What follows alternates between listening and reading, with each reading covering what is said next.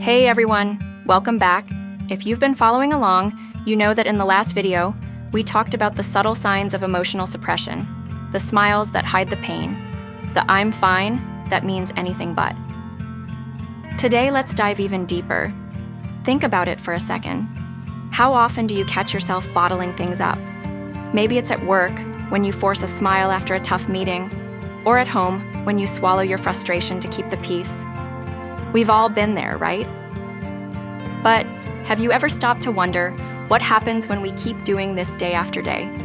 What does it do to your mind, your body, your relationships? That's exactly what we're exploring today, the real-life impact of suppressing your emotions.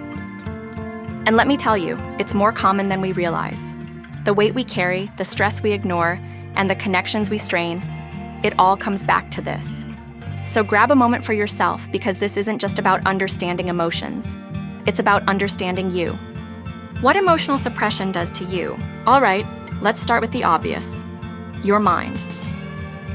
You might think you're handling things by pushing your feelings aside. But here's the truth. Those emotions don't just disappear. It's like shoving clutter into a closet. Sure, it looks clean for now, but at some point, that door is going to burst open. Mental overload. Ever felt like you're carrying the weight of the world?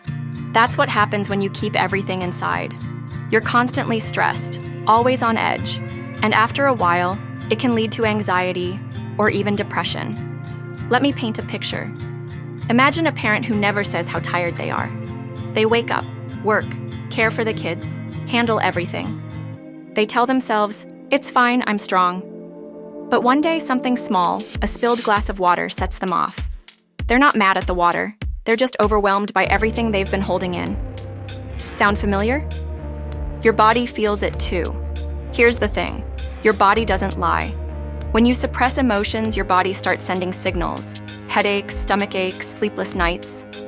Relationships get complicated. Let's talk about the people around you. Your family, your friends, your coworkers. When you hide how you're feeling, they can't read your mind. They think you're okay, so they don't check in. And before you know it, there's this distance. Think about a teen who feels hurt when their parents compare them to their siblings. Instead of saying, "That bothers me," they stay silent. Over time, they pull away, spending more time in their room, less at the dinner table. And the parents? They don't even realize what's happening. Or how about this? At work, you're frustrated because your ideas aren't being heard, but you stay quiet. You think, "Why bother?" But then resentment builds, and you find yourself avoiding those team meetings altogether. And seriously, if you're finding these insights helpful, why not subscribe? We're just scratching the surface of understanding emotions and how they affect us. The breaking point. Here's the hard truth. Emotions don't stay buried forever. They have a way of coming out, usually when you least expect it. You've seen this, right? Someone who's always calm suddenly snaps over something small. Or a friend who always seems happy breaks down one day saying, "I can't do this anymore." It's not that one moment that caused it. It's everything they've been holding in. So yes, just listen to this. Emotional suppression. It's something we all do, but it's not something we have to keep doing. Your emotions are part of you, and learning to face them doesn't make you weak. It makes you human. So here's my question for you. What's one thing you've been holding back? If this resonated with you, hit that like button and share this with someone who might need it.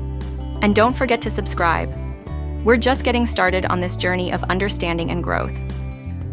The next video, we'll talk about how to start healing and building stronger connections with yourself and the people around you.